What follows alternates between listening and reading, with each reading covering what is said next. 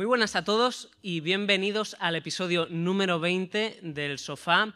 Este episodio va a ser un episodio especial, no va a ser una entrevista uno a uno, sino que va a ser una especie de mesa redonda, ¿vale? Tenemos aquí a tres de los miembros del DEPI, que es el Departamento de Plantación de Iglesias de las Asambleas de Dios de España. En concreto, tenemos aquí a Fanny Mateos, a Quique Moreno, coordinadores, promotores de Andalucía Occidental. Sí. Y tenemos también a Seth Bañón, coordinador nacional del DEPI aquí en nuestro país. ¿Cómo estáis? Muy bien. Relajaditos. Tranquilos aquí en este sofá maravilloso. Es un placer teneros aquí y quería empezar un poquito esta charla que vamos a tener con algo que puede parecer obvio, pero para aquellos que no estén familiarizados con el DEPI les puede ayudar mucho, ¿no? Y quería que alguno de vosotros, si no los tres, me digáis, bueno, ¿qué es el DEPI y dónde empieza la labor del DEPI y dónde termina en la plantación de iglesias? Una buena pregunta. El DEPI es el Departamento Evangelismo, Plantación de Iglesias, y la verdad que desde Asamblea de Dios, desde el día 1 en donde se fundó Asamblea de Dios en el año 1963, siempre ha tenido un ADN de plantación de iglesias. En cada década siempre nuestro movimiento se duplicó.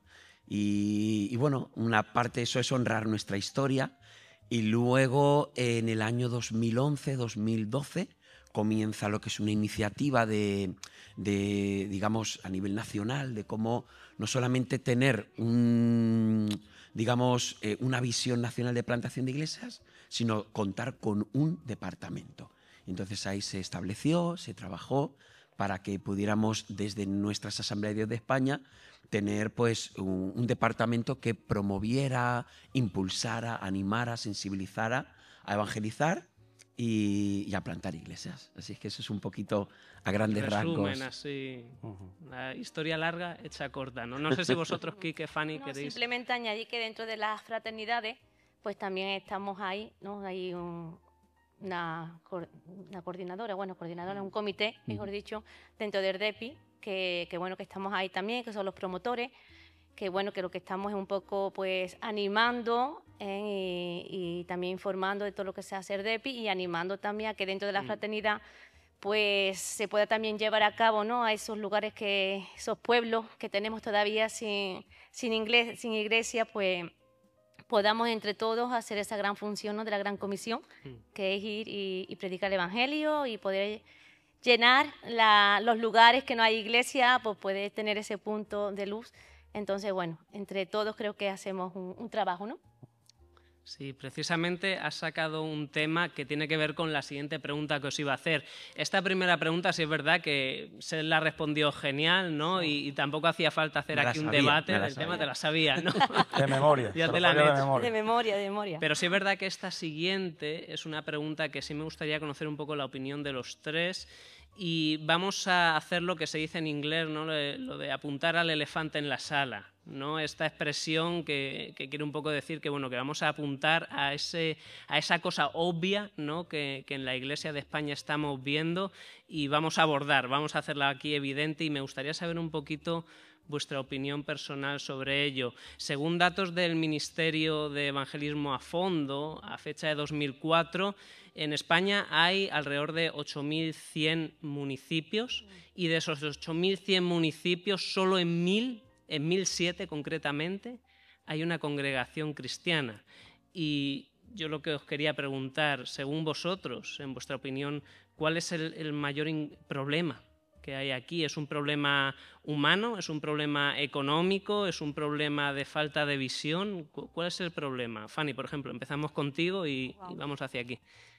Bueno, en mi humilde opinión que pueda decir, creo que la falta de que haya tantos pueblos sin iglesia, bueno, pues también engloba muchas cosas, ¿no? Muchos factores, no solamente es uno.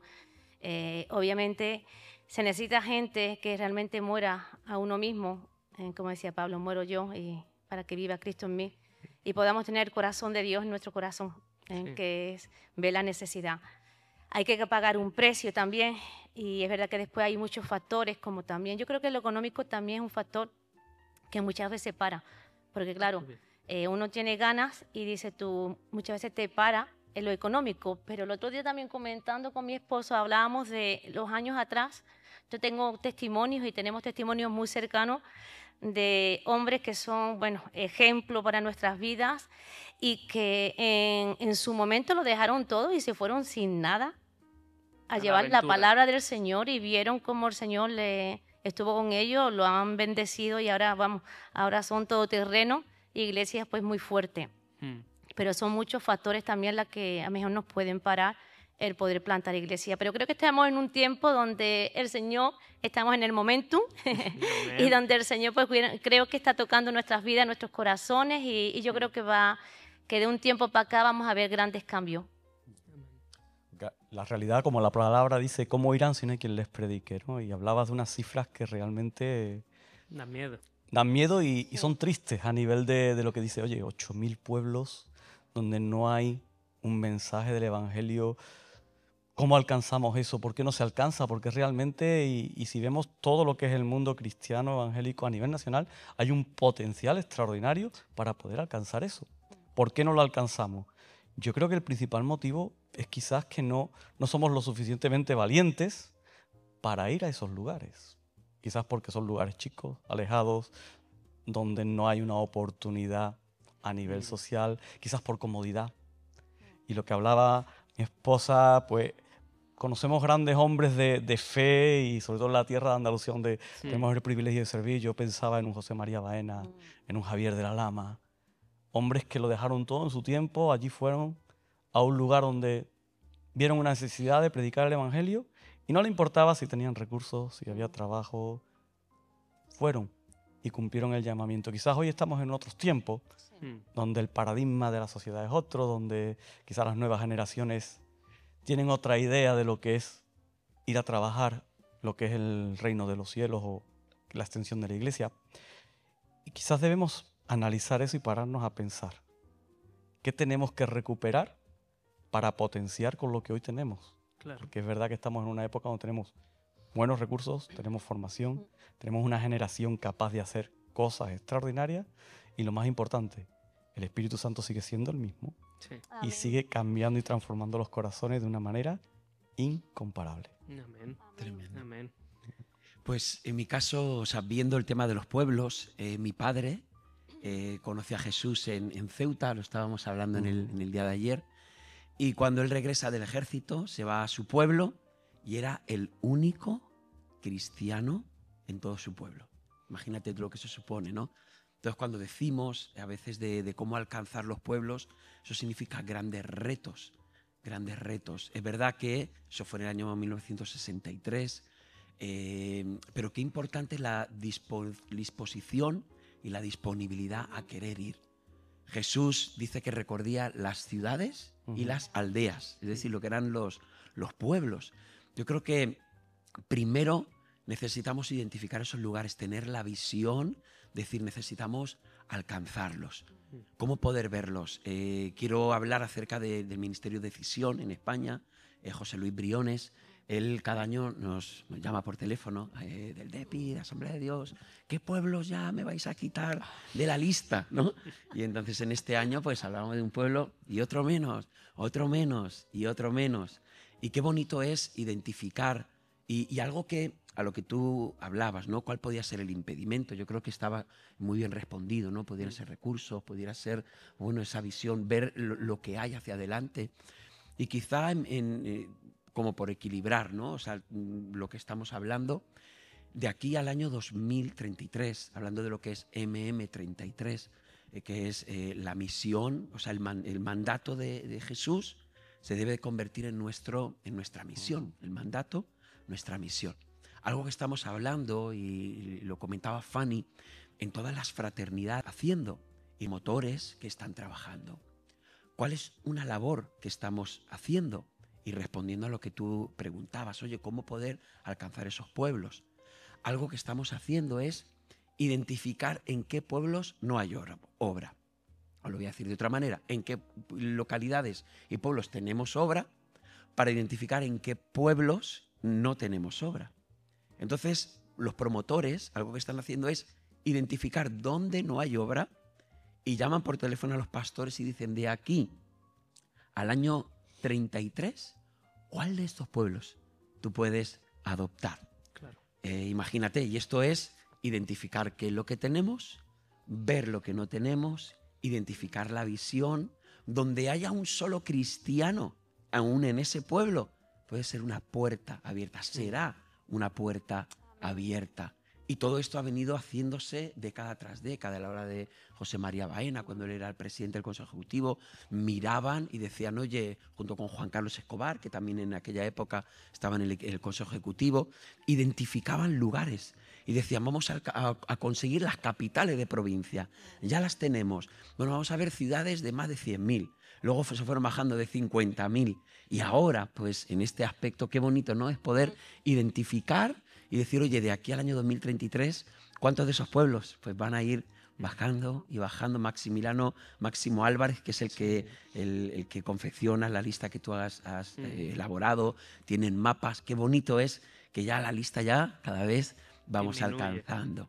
Así es que, pero qué bonito que lo pongamos en la mesa y quizá las personas que nos están viendo, escuchando, que digan, oye, ¿por qué pueblo estás pasando tú y no hay obra? Un día se me ocurrió hacer eso, paré y fui con mi esposa, vamos a orar, empezamos a orar. Y de esto que pusimos la música a tope, eres Dios de este pueblo, wow, la presencia de Dios ahí en el coche, y se nos rompió el tubo de escape en una calle. Y en esa calle, pues bueno, dijimos, Señor, ¿será esto una señal? Y sí, pues mira, el pueblo, ¿sabes qué pasó en esa misma calle? Sin yo saberlo, fueron unos obreros de la iglesia. Bueno, sabía que iban, pero no que eran esa calle. Allí hubo un contacto en una persona que estaba mirando en qué manera suicidarse. Y en esa misma calle donde a mí se me rompió el tubo de escape, fue en la misma calle donde los obreros fueron, fue donde esta mujer conoció a Jesús, era donde vivía, fue la plaza, o sea, la casa donde empezamos a abrir, y hoy tenemos el local también en la misma calle. Así es que hay muchos pueblos en donde Dios tiene una historia que va a escribir. Hay muchos pueblos y, como habéis dicho, hay retos, ¿no? Hay retos económicos, que a veces es como lo más obvio, pero también hay otras cosas más peligrosas, como ha dicho Quique, que a veces es el reto de la comodidad, ¿no? Pero otra de las cosas que creo que frena mucho a la gente a la hora de llevar el evangelio a los pueblos pueden ser los fracasos, ¿no? Yo creo que si nos ponemos a buscar en nuestros recuerdos podemos ver que se han intentado cosas y a veces ha habido fracasos, a veces la visión de la persona que ha llegado allí pues no se ha materializado. Y yo os quería preguntar a los tres, y ahora, si os parece, vamos de Seth hacia Fanny. Os quería preguntar cómo... Te da tiempo a pensar un poco, ¿no? A madurar la respuesta, más bien. Yo os quería preguntar, bueno, ¿cómo puede hacer este pastor, este líder, este evangelista, este misionero para combatir sus propios fracasos en el pasado? Es una buena pregunta, ¿no? Sí. O sea, cuando uno ve y dice, mira, he llorado, he sufrido, hay una promesa en medio de ese fracaso. Me viene a la mente, ¿no?, el Salmo 126. Dice que los que con lágrimas, dice, irá llorando y sembrando el que lleva la preciosa semilla. Y muchas veces se mezcla eso, ¿no? El llorar, pero seguir sembrando. Y yo creo que la capacidad de perseverar, dice, irá llorando, o sea, es decir, a nivel emocional estoy para parar. Pero el salmista dice, irá llorando, pero sin dejar de sembrar. Y dice, porque verá que habrá un fruto. Y yo creo que ver como Jesús, cuando él estaba en aquella cruz y en ese día de fracaso, imagínate, tener una iglesia de 5.000, sin contar mujeres, si de repente verse solo, de repente verse completamente desnudo en un cruce de caminos, avergonzado, cargando el dolor psicológico, emocional, de todo, un día de fracaso. Pero él pudo mirar más allá y vio con gozo. Dice que por el gozo puesto delante de él sufrió el oprobio. Y yo creo que ahí es muy bueno, ¿no? O sea, el establecer equipos para no verse solo, esa gente que está sembrando, el decir, pues estamos un equipo, ¿cómo lo podemos hacer? Y yo quiero decir que pueblos pequeños, grandes oportunidades. Por poner un testimonio, la fraternidad de Fralema, lanzamos una idea, ¿y si hacemos un Pentecostés en pueblos pequeños donde no hay obra? Y el año pasado hicimos uno en el pueblo de Canals, me atrevería a decir, creo que eran unos 7.000 habitantes. Y imagínate, el hombre pues solo va allí, ¿qué hago? Pero la fraternidad dijo, vamos a celebrarlo. Pueblos pequeños, oportunidades grandes. Hay un pabellón de, aunque sea techado, 1.300 personas la fraternidad allí. El alcalde dijo, oye, ¿qué necesitáis para esta actividad? Os pongo lo que haga falta. Pues puso 500 sillas. Guau. Y dice, ¿cómo lo vais a promocionar? Y, bueno, pues lo hablaremos. ¿No tenéis radio, un programa? ¿No? Le puso un programa de radio. Le puso 500 sillas. El pabellón. Fuimos allí 1.300 personas en la marcha.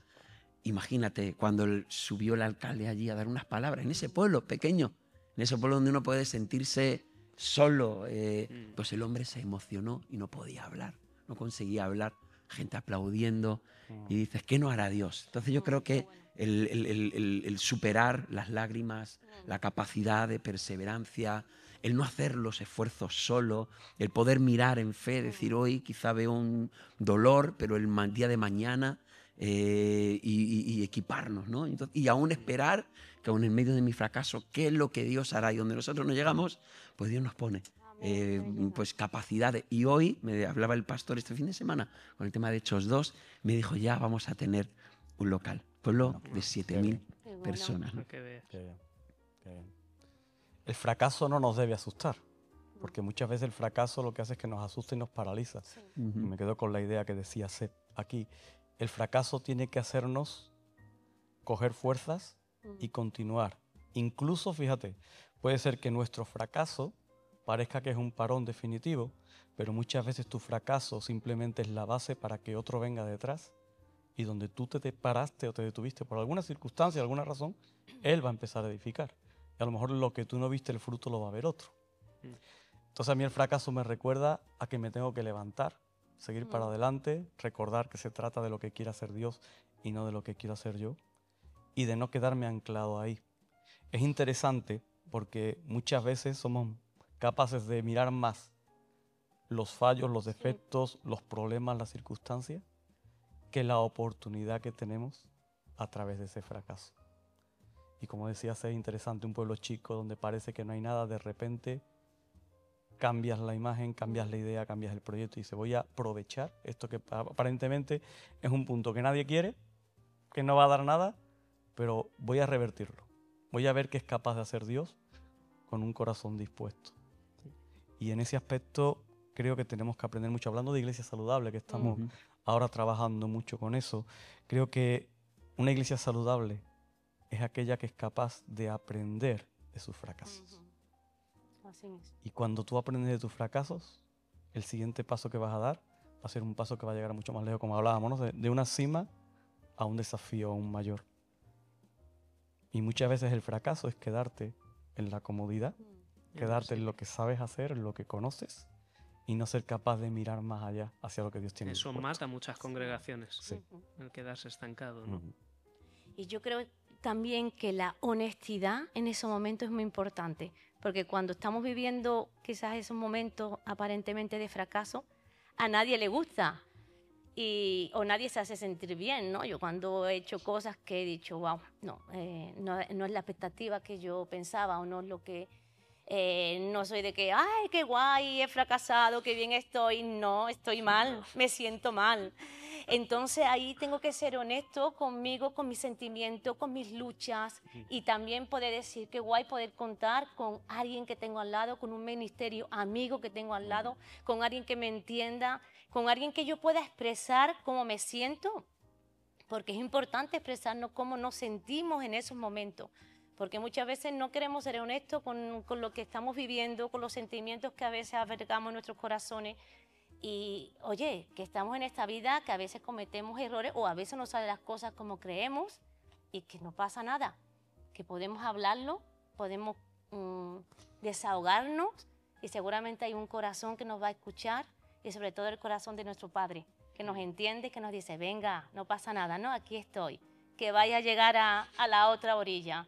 Entonces tenemos que mirar hacia adelante y sabiendo que Dios siempre quiere lo mejor y no dejarnos estancarnos por quizás las cosas que pueden venir en nuestras vidas, que pueden pasar, que nos hacen frenarnos, pero que hay mucho más, ¿no?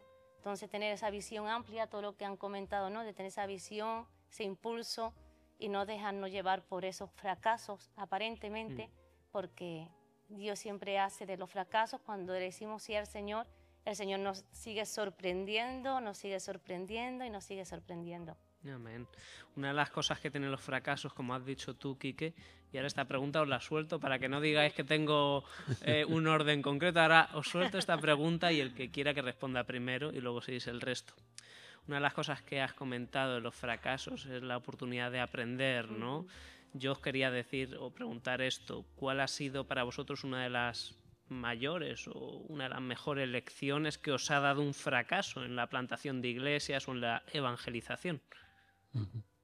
Pues yo, por ejemplo, matizaría, ¿no? La palabra que es fracaso en un mundo exitista, ¿vale? Porque quizá lo que hoy vemos al nivel humano como un fracaso, para Dios no es un fracaso. Claro. Para Dios no es un fracaso, porque vivimos una sociedad muy exitista. Sí. Yo me quedo con 1 Corintios 15, ¿no? Cuando habla en el versículo 58, que dice que vuestro trabajo en el Señor no es en vano. No es en vano. No es en vano. Es decir, y me encantaba lo que decía Quique, ¿no? O sea, hasta donde uno llega y lo que pudiera ser, y matizando, ¿no? O sea, lo que puede ser nuestro fracaso es nuestra óptica, donde nosotros pensamos que nosotros... Pero has arado el terreno, has preparado para que otro viniera, ¿no? Entonces yo creo que para Dios, en el término de Dios, no existe, entendedme, ¿no? Sí, sí. O sea, porque cuando tú lo estás haciendo por Dios, ¿era Jeremías un fracasado? Hoy en día sí, porque no tendría Instagram, porque qué publicación podría poner, ¿no? Ahora, ¿Jonás era un exitoso? Porque tenía un perfil con miles avivamientos en Nínive, ¿no? Arroba avivamiento en Nínive. Testimonio, los animales están ayunando, ¿no? O sea, imagínate, o sea, en un mensaje de 5 palabras, es que no dijo nada más. Entonces hoy en día, pues frente a redes sociales, pues lo pondríamos como que ha sido un éxito y que Jeremías, pues es un fracasado. Entonces la pregunta sería, ¿quién querrías tú como pastor, no? Está claro que a lo mejor fracaso no tiene que ver tanto con fracaso, con éxito, sino más bien, bueno, ¿qué lección os habéis llevado vosotros en vuestra experiencia en la plantación y en la evangelización? ¿Qué se os ocurre? ¿Qué lección que digas, oye, mira, yo después de esta campaña o después de este periodo de plantación me llevo esta lección, o sé que no volvería a lo mejor a hacer esto de esta forma, o me lo tomaría de otra forma? ¿Alguna lección concreta que se os ocurra de yo haría esto ahora sí? Aquí calladito no me queda. La pregunta no es fácil. No. Por eso yo tienes estoy que pensando, pensar. madurando la pregunta. Entendemos que cada lugar es un desafío Claro. individual, que cada campaña es algo muy concreto y cada cosa requiere de su estrategia, ¿no? Pero a lo mejor si hay una regla de oro, digamos, que ya habéis empezado a interiorizar vosotros. A ver, quizás viendo un poquito lo que hacemos o la forma en la que trabajamos, que creo que casi todo el mundo nos movemos con diferencias a lo mejor en la metodología, pero todos trabajamos en una línea. Al final, después de cada salida evangelística, después de estar hablando con grupos, hacer algo en una plaza, en una iglesia, depende, siempre eres capaz de hacerte una autoevaluación. Es decir, a ver, quizás esto lo tenía que haber hecho de otra forma, lo tenía que haber hecho así, lo tenía que haber hecho en esta dirección. Pero al final déjame que te diga una cosa. Lo que has hecho, está hecho. Y quizás tú no ves el fruto ahí. Pero igual hasta lo que has hecho mal, o lo que lo has hecho según el perfil que tú querías que era más eficaz, Dios lo utiliza, lo coge, lo forma en el corazón de alguien y de repente hay un fruto al tiempo. Entonces muchas veces metodologías hay muchas. Nunca vas a encontrar la metodología o la vía perfecta porque al final estamos tratando con vidas, tratamos con corazones y todos los corazones son distintos. Yo recuerdo en mi época laboral que teníamos un formador allí en el laboratorio que decía que todo el mundo tiene su nicho de mercado. Me suena muy fea la palabra nicho, pero todo el mundo tiene su nicho de mercado. Es decir, siempre va a haber el tío raro o la persona rara que encaje contigo. Yo recuerdo que en mi época de trabajar con profesionales de la salud, yo contactaba con gente muy rara. No sé si seré raro yo, pero quizás personas donde no llegaban otros, ahí llegaba yo.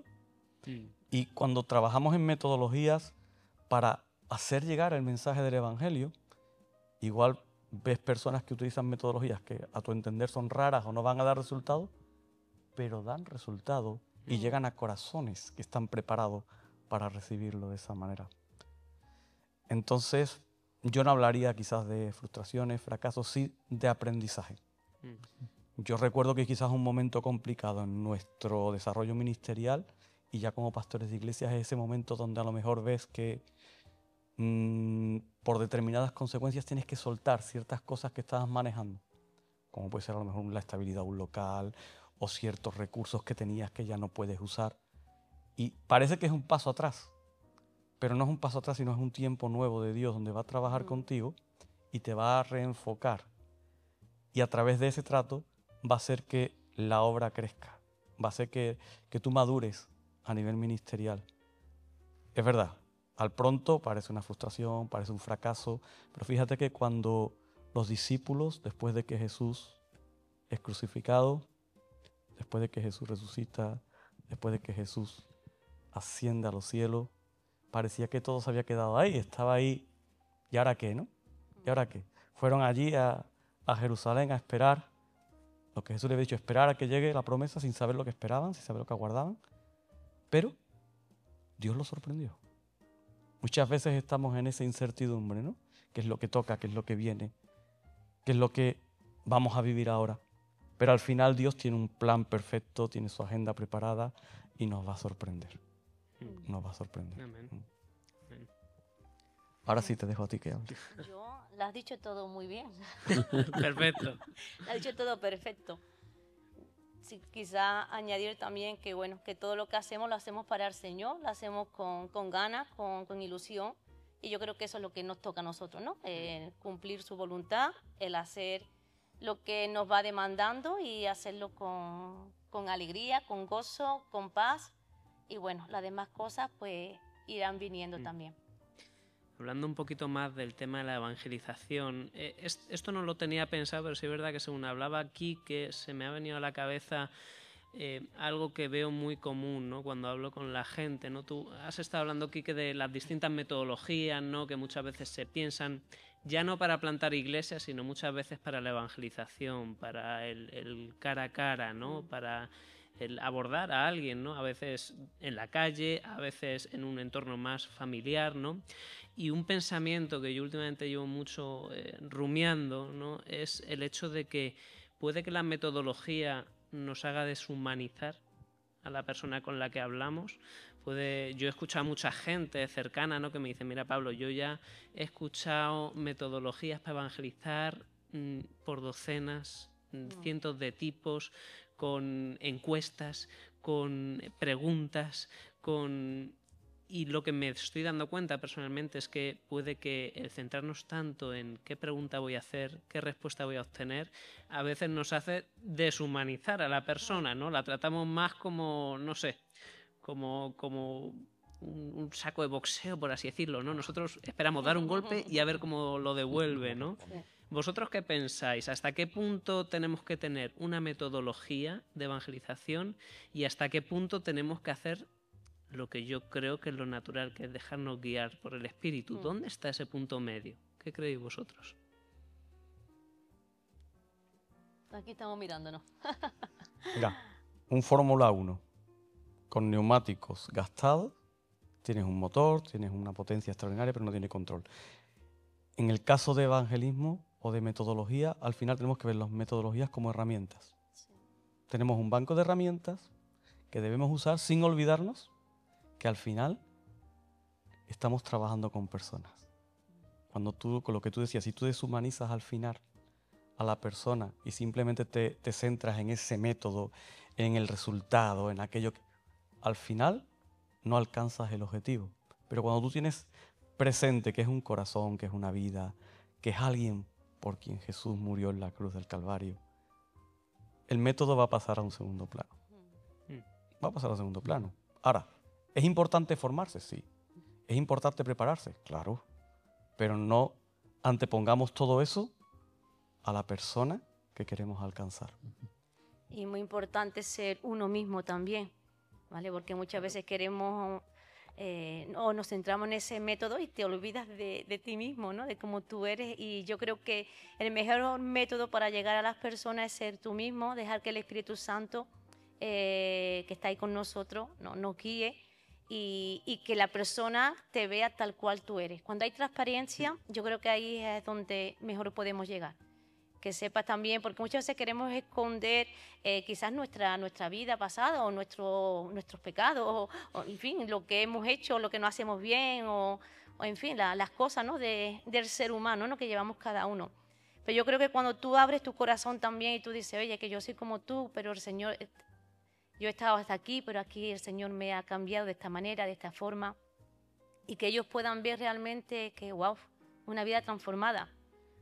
Entonces yo creo que eso es lo más bonito del Evangelio, porque el Evangelio es transformación, el Evangelio es cambio, el Evangelio es una vida, y me emociono porque somos vidas que hemos estado muertas, con esclavitud, con vicios, con mentiras, con tantas cosas, con orgullo.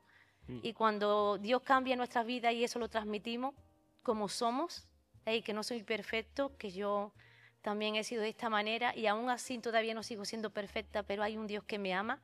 Yo creo que ese es el mejor reflejo de Cristo en nuestras vidas que podemos transmitir. Sí, el poder, digo yo, de enseñar las cicatrices, ¿no? Amén, así A veces nos da miedo, ¿no? Enseñar que, bueno, sí, me pasó esto, mira esta cicatriz, mira esto, pero lo importante es que aquí vino Cristo a sanarme. A sanarme. Yo creo que Dios bendice personas, no tanto métodos. Dios bendice las vidas. La palabra habla de la multiforme gracia de Dios. Y a nosotros nos gusta hacer formas, ¿no? O sea, si tuviéramos que decir, bueno, ¿cuál es el método?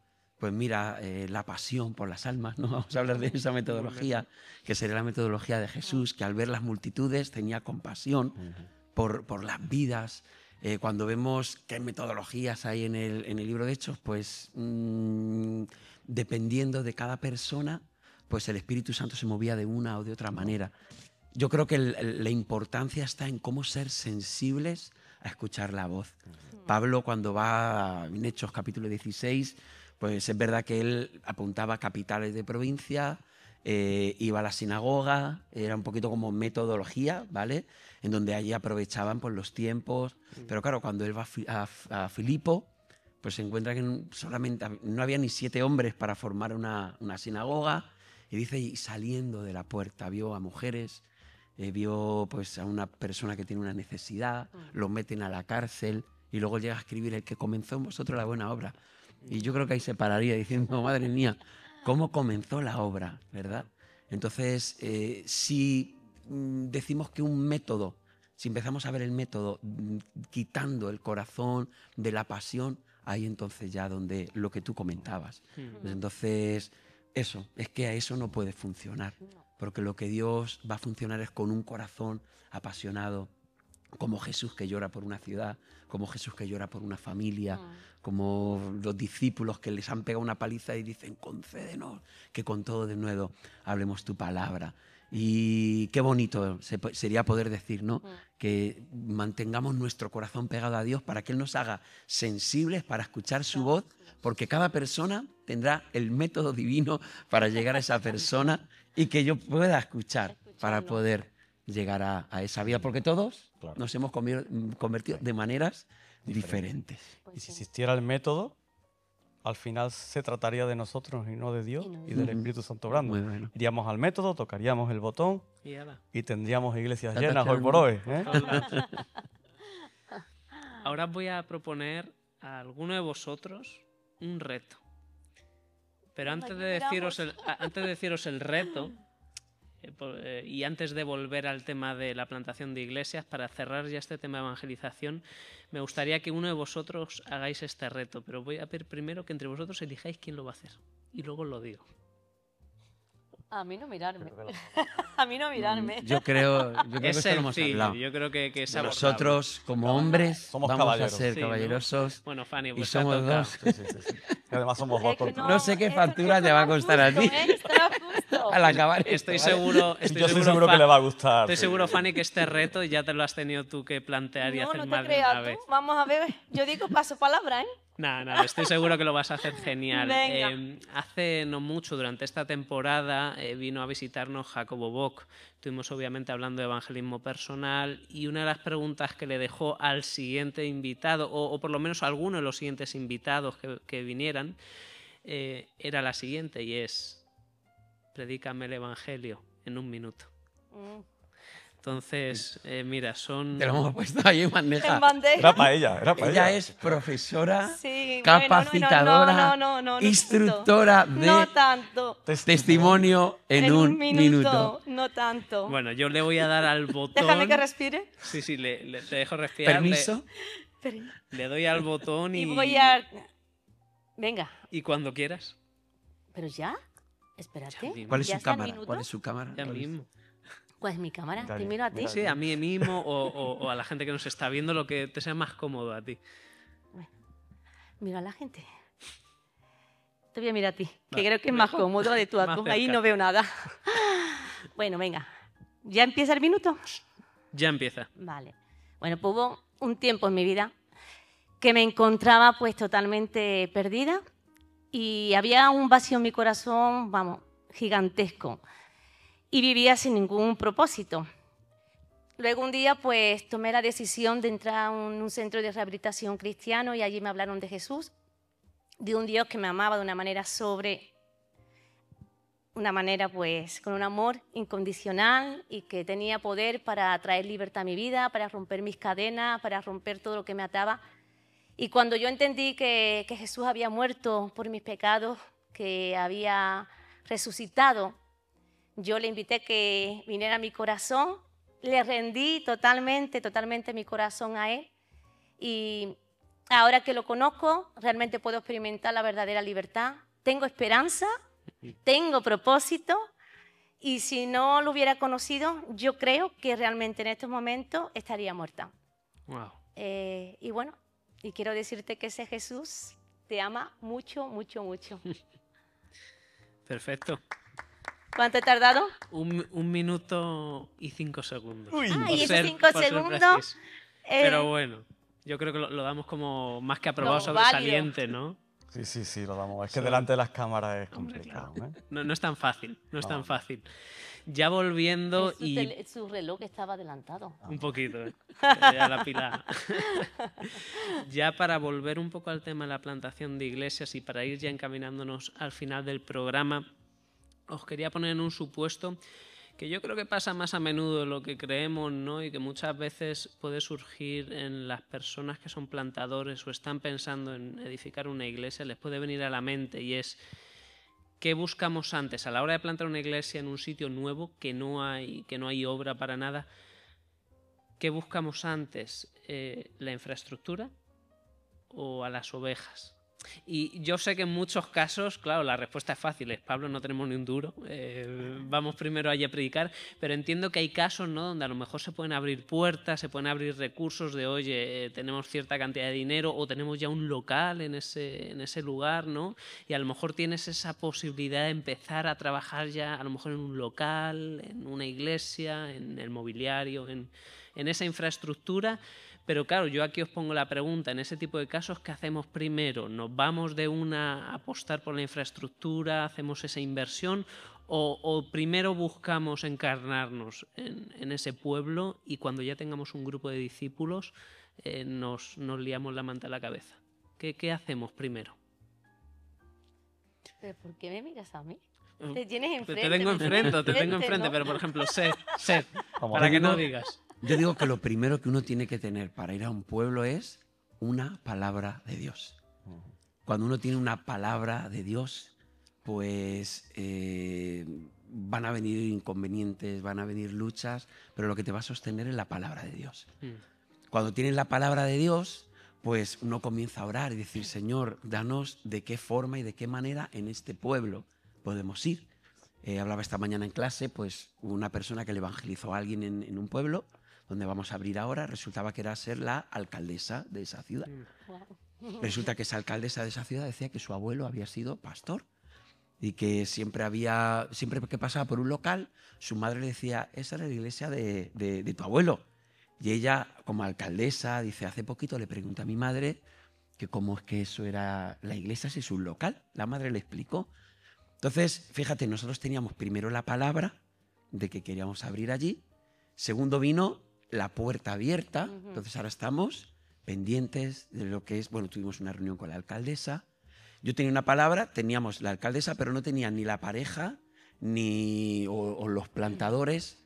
Y hace cuestión de 2 meses hubo un matrimonio de la iglesia que dice, siempre que paso por Sax, y este es el pueblo, y dijo, es que hay algo en nuestro corazón, hemos determinado. Entonces estamos orando. Entonces ahora mismo no tenemos estructura, no tenemos economía, pero yo creo que todo lo que necesitábamos tener es lo que tenemos. Una palabra, una confirmación de Dios y un matrimonio. Y ya con eso, pues yo creo que Dios, vamos a ir para adelante. Y ahí es decir, Señor, bueno, esto es lo que tenemos. Entonces, ¿qué hice? Convocar a la gente que vive en ese pueblo, gente que tiene carga por Sax, nos reunimos, oramos y ahora estamos en ese caminar. Entonces, la estructura vendrá, pero antes de la estructura, la visión, la palabra, y luego yo creo que las cosas que se verán son hechas de lo que no se ven. Así que yo creo que esas serían, digamos, mis 3 cosas, ¿no? Sí. Estoy de acuerdo, totalmente con él. Ha contestado perfectamente. Voy a añadir muy poquito a lo que él ha dicho. Te voy a poner la experiencia, por ejemplo, de Ceuta, que es una experiencia que hemos vivido. Estamos haciendo ahora casi, en mayo haremos 2 años que comenzamos a ir ya de una manera muy intencional, con la idea de abrir una obra.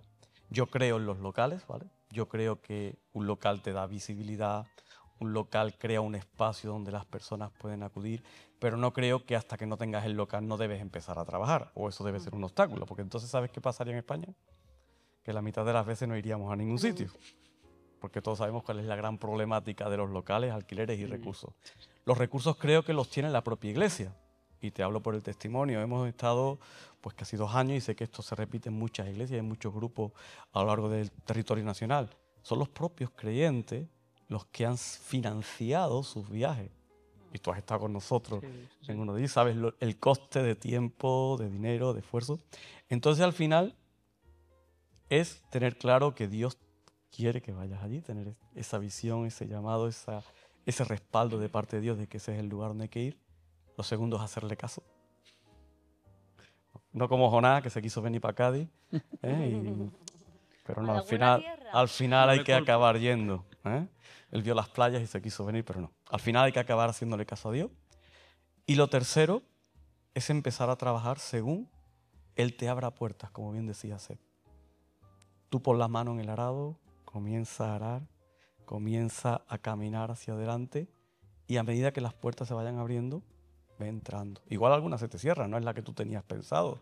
A nosotros nos hubiera encantado haber tenido un local desde el principio, pero Dios así nos lo ha permitido. Hoy por hoy, pues tenemos ya a una familia pastoral allí, hay un local allí abierto y al final Dios lo ha hecho de otra manera, fíjate. Nosotros teníamos una ruta, o creíamos que era la hoja de ruta que teníamos que tomar, pero Dios hoja de ruta y al final te sorprende. Sus caminos siempre son más altos, Pues ¿no? sí. Y siempre pues sabiendo y con un corazón muy agradecido, sabiendo que estamos haciendo su voluntad. Yo creo que eso también es clave, ¿no? Cuando tenemos ese llamado, cuando entendemos que Dios nos ha llamado a un sitio, que Dios quiere y nos impulsa el Espíritu Santo a movernos, no hay mayor satisfacción en nuestros corazones que saber que estamos haciendo su voluntad. Entonces, aunque nos llevemos años, a lo mejor no viendo lo que queremos ver, pero si sabemos que estamos a donde tenemos que estar, tenemos que tener un corazón pues con alegría, con gozo, porque estamos haciendo lo más hermoso, que es obedecer a Dios. Amén, amén. Ya penúltima pregunta. Ya vamos llegando Ya al nos vamos final. relajando. Ya os Nos relajáis vamos ya, relajando. y son fáciles. Ahora no nos queremos ir. Son fáciles, de verdad. Estamos hablando, yo creo, de cosas a veces de muy alto nivel, ¿no? Plantación de iglesias, a veces campañas grandes, ¿no? Como el ejemplo que has puesto tú, Seth, Pentecostés, ¿no? Reunir a 1.300 personas, a veces son cosas que asustan. Vale, ¿y cómo puede el creyente de a pie, la oveja de la iglesia, ¿no? Como somos muchos, cómo puede involucrarse en la plantación de iglesias desde su posición? Que no es muchas veces la de liderazgo, no es la de pastor, no es la de movilizador. ¿Cómo se involucra el creyente de a pie, de día a día, en la plantación de iglesias en España? Yo diría que estando dispuesto. Disposición. Y luego estando... Mira, algo que me llevó a quizás a avanzar o a crecer en mi relación con Dios, en alcanzar o en llegar a obtener, entendiendo bien el concepto de la palabra, nuevos desafíos, fue el decirle al que era mi pastor en aquel tiempo, mira, estoy disponible y estoy dispuesto. Porque muchas veces queremos estar dispuestos, pero no estamos disponibles, ¿no? Cuenta conmigo. Y en todo lo que podamos ayudar, decirle, aquí estoy. Y en la plantación de iglesias, si algo se necesita, son personas que vayan, que hagan esa función. Yo creo que todo el mundo puede ser una herramienta eficaz a la hora de plantar una iglesia. Siempre es verdad que luego habrá dones, talentos, habilidades, podrás ser más útil en un lugar o en otro, pero todos tenemos una parte a la hora de plantar una iglesia. Simplemente añadir que en la obra del Señor todas las manos pues son necesarias, ¿eh? Todos tenemos dones, talento que Dios nos ha dado y entonces, puesto en el lugar correcto, somos de bendición. Y sí, una de las cosas que obviamente ha dicho Quique, que es necesario que si tenemos ese deseo, pues siempre van a estar pastores ahí, que siempre es bueno que lo hablemos, que le pongamos nuestro deseo, nuestro corazón. Y yo creo que también el Señor igualmente hablará también, ¿no? A esos ministerios, pastores que están ahí, ¿no? A cargo, ¿no? De, como tú dices, esas ovejitas que somos todos. Y seguramente os guiará y dará también oportunidades. Yo creo que hay dos ejemplos bíblicos del perfil del que tú estás hablando y que fueron enviados por Jesús como misioneros, ¿no? O sea, podemos pensar cuáles fueron los primeros misioneros en el Nuevo Testamento y podríamos pensar Pablo, ¿no? Podríamos pensar Bernabé, podríamos pensar los discípulos, pero fíjate en Marcos capítulo 5, o sea, lo que hoy diríamos un esquizofrénico crónico, podríamos poner, esquizofrénico crónico, o sea, es que no te lo pierdas, con intentos de suicidio, o sea, impresionante. Jesús dice que estaba en la barca en su cabal juicio, lo cual, bueno, si queremos abrir una obra, creo que eso es fundamental, ¿no? Pero dice que él se lo impidió, que quería quedarse. ¿Cuántos de nosotros queremos quedarnos, ¿no? en nuestras cuatro paredes? Pero Jesús le dijo, mira, has recibido lo que tienes que recibir. Y él le dice, vete, cuéntale cuán grandes cosas el Señor ha hecho contigo. Y le habla de esferas, de núcleos de personas, a los tuyos. Cuéntale cuán grandes cosas. Dice, vete a los tuyos, a tus familiares, a esa ciudad, a Decápolis, 10 provincias. O sea, de una provincia, 10 ciudades. Y dice que todos se maravillaban. Si uno mira a nivel estadístico cuáles eran esas provincias, los números de habitantes que había en aquella época, pues es el poder del que no es conocido. Fíjate, el nivel formativo. Y estamos apostándolo todo por el nivel de formación. Y estamos aquí. Y esto habla de decir, mira, si con esta persona del perfil que tú hablas, lo que hizo Dios, ¿qué no hará? ¿Qué no hará con todo? Y luego la samaritana.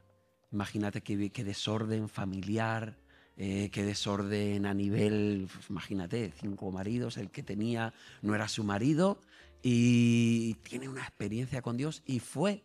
¿Qué podía hacer? Pues ambos reúnen una característica, contaron su testimonio y dice que muchos creyeron, tanto por esta mujer desestructurada, con un esquizofrénico crónico, traduciéndola al día de hoy. Y entonces, ¿cuál es el potencial de aquellos del día a día de nuestras iglesias? Yo creo que como pastores nos toca sacarlos de la barca y hacerles ver el potencial que tienen. Entonces, si teniendo un esquizofrénico crónico y una mujer que, vamos, un desorden completo, lo que Dios hizo con ellos, ¿qué no hará en el día de hoy? Así es que podamos movilizar. Termino, en Costa de Marfil hubo alguien que yo le preguntaba cómo comenzó la obra de las Asambleas de Dios, un currante, un currela, diríamos en España, de Francia, que fue destinado allí a trabajar. Fue la puerta abierta para que el Evangelio hoy, toda una nación, ¿no? Entonces esa persona, esa gente de a pie, en la que va a hacer cosas impresionantes. En estos ejemplos que tú pones, Seth, Jesús enfatiza algo que nosotros muchas veces subestimamos, con eso de ves y háblale a los tuyos de lo que ha pasado, ¿no? Muchas veces nosotros subestimamos una cosa que tenemos en nuestro círculo, que es el derecho a hablar, ¿no? Nos enfatizamos mucho en ir a la calle un día al mes o un día cada 2 meses a hablar con gente que, sinceramente, no nos hemos ganado el derecho a que nos escuchen, y a veces complica eso mucho la labor, y sin embargo esas personas que tenemos alrededor, que ya nos hemos ganado su confianza, ¿no? El camarero al que siempre vamos cuando desayunamos en el mismo sitio, ¿no? El frutero al que siempre ya tenemos relación con él, y esas personas vemos que no les evangelizamos, cuando en muchos casos el romper el hielo sería mucho más sencillo, ¿no? Tenemos mucho que aprender ahí. Última pregunta. Esto ya es una pregunta que hacemos a todas las personas que pasan por el sofá, y ahora sí necesito que cada uno me respondáis, me deis vuestra respuesta, ¿vale? Os voy a poner un caso hipotético, ¿vale? Imaginaos que el Señor Jesús se os presenta ya, aquí, delante vuestra. ¿Qué le diríais? Y yo sé que la respuesta, porque ya llevamos haciendo esta pregunta mucho, ¿no? Es bueno, yo no diría nada, caería rendido de rodillas, ¿no? Lloraría por él, obvio, pero vamos a intentar pensar, ¿no? Bueno, ¿qué le preguntaría? ¿Qué le diría? ¿No? A veces no es una pregunta, a veces es simplemente ¿qué le diría? ¿No? ¿Qué le diríais a Jesús si estuviera aquí, ahora mismo? Yo creo que conociéndome, no sé si le diría algo, yo creo que lo cogería y le daría un achuchón fuerte, fuerte, y le daría un montón de besitos. Y simplemente me caería rendida. Sé que te lo han dicho mucho, pero No, pero es así. Pero yo le daría un abrazote fuerte, fuerte. Es así. Le diría gracias. Gracias por perdonarme. Gracias, Señor, por amarme. Y gracias, Señor, porque te puedo ver cara a cara. Es mi mayor ilusión y mi gran meta. Ver a mi Señor cara a cara. Muchas veces cuando pensamos en ese momento decimos, yo le preguntaría esta duda, pero al final yo creo que es lo que tú dices, te quedas en blanco, porque al final el mejor momento que puedes esperar en tu vida es verte delante del Maestro. Y cuando llegas ahí te dan igual las preguntas, te dan igual las dudas, te dan igual las incógnitas. Y yo creo que si tuviera que decirle algo sería también gracias. Gracias por no tener en cuenta mi vida, gracias por no tener en cuenta mi falta. Gracias por cubrir cada uno de mis pecados. Gracias por las veces que me has levantado, que me has sostenido. Y sobre todo gracias porque es la motivación que me ha ayudado a caminar y a avanzar cada día. Y sin ti, le diría, no habría llegado al momento en el que estoy. Entonces, pero bueno, ya te digo, lo más seguro es que no le dijera nada. Simplemente me quedara allí llorando con él o riendo con él, no se sabe, ¿no? Pero disfrutando de la presencia del Maestro. Amén. Yo creo que la pregunta la vas a tener que cambiar. Sí. No da mucho juego. Sí. ¿Sabes por qué? Porque Él está aquí. Y cuando uno es consciente de que Él está, de que Dios está en nuestro día a día. Yo una vez vi en un país, tenía una pulserita que decía, ¿qué haría Jesús? ¿No? Y esa pregunta a mí me voló la cabeza, o sea, me voló la cabeza en cuanto a mi vida de santidad, en cuanto a mi vida de buscarle, en cuanto a mi vida de todo, ¿no? O sea, decir qué hablar, qué decir. Y para mí fue un revulsivo de santidad, fue un revulsivo de dar el testimonio, de decir, cuando tú eres, en cuanto a qué veo en la televisión, qué veo en mi móvil, no lo tengo que poner en negrito para que lo vea alguien o no lo vea, porque él lo está viendo, fíjate, ¿no? Entonces yo creo que le vamos a dar otro nivel, porque muchas veces tenemos eso, ¿no? O sea, lo hipotético, pero es que lo tremendo es que hay uno, dos, y dice, donde hay dos o tres, Él está en medio nuestro. Y yo creo que el hecho de saber que Él está en este lugar nos hace hablar con esa excelencia, con ese poder de su presencia, de que lo que estamos haciendo en nuestras 24 horas, en nuestro día a día, nos hace decir, de tener una sonrisa, de decir, Dios, hoy en esta mañana hemos escuchado una palabra, ¿cuántas personas podríamos haber aquí? Tú dices, que tú estás aquí. Y eso es lo tremendo, cuántas veces lo hemos cambiado, ¿no? Pero entiendo lo que es la pregunta pues yo digo, Señor, que en mi día a día, ¿no? que pueda ser ese reflejo de su luz. Y diría esta frase, murió por mí, que pueda vivir por Él. Y yo creo que eso es, ¿no? de caminar rendido y decir, vamos a ganar este país para Cristo, y que cada minuto del que vivamos, Él pueda decir, es mi hijo en quien tengo complacencia, ¿no?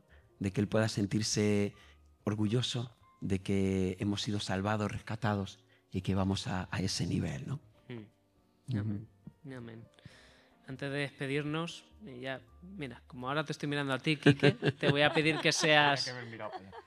Te voy a pedir ya que seas tú, y ya con esto nos despedimos, que elijas. ¿Qué le preguntamos a la siguiente persona que pase por el sofá? ¿Qué iglesia va a plantar? ¡Qué bueno! Una buena pregunta. Ya te la he quitado ya. No, la verdad pregunta te la he quitado. la verdad que es buena. Sinceramente. No sabemos quién viene, ¿no? No sabemos. No ¿Te sabemos. imaginas que de aquí? Eso ayudaría mucho. ¿Te pero- imaginas que de aquí pero- Sí, nazca un proyecto? Sí. Pues mira, yo le diría, vamos a utilizar lo que ha dicho Seth. ¿Cómo crees que podrías impactar esta nación en los próximos 3 meses? Wow. 3 meses. 3 meses, sí, porque muchas veces decimos en el próximo año, no, 3 meses. 3 meses. Que en los años se diluyen las ideas. Sí, ya corta y al pie, como dicen los futbolistas, ¿no? Y que nos envíe algún pequeño vídeo Eso. después que la hayáis entrevistado a 3 meses. Claro, ya cuando lo haya hecho, ¿no? Porque- Y decir, eso está grabado, ¿eh? Sí, Que lo sí, dijo no, es Quique, una tarea, que lo dijo- es una que tarea. lo dijo Quique. Y una vez que lo veamos, nos gozaremos. Hombre, eso desde luego. Oye, igual es una respuesta de Dios para su vida a esa persona que se sienta aquí. No En sabemos ese quién es, ¿no? momento, Era Pues- una Seguro, pregunta amén, necesaria. amén. Nos vas a Así tener lo que hacemos. decir quién es. No, ahora tenemos Imagínate, que estar ¿no? pendientes Sí, sí. todos, desde luego, de a ver quién se sienta próximamente aquí. Fanny, Quique, Seth, muchas gracias por compartir este ratito con nosotros aquí en el sofá. Y a la gente que nos está viendo, pues muchas gracias por vernos un día más, y estad atentos al próximo episodio del sofá. El Hasta próximo luego. plantador de iglesia. El próximo. Gracias. Chao.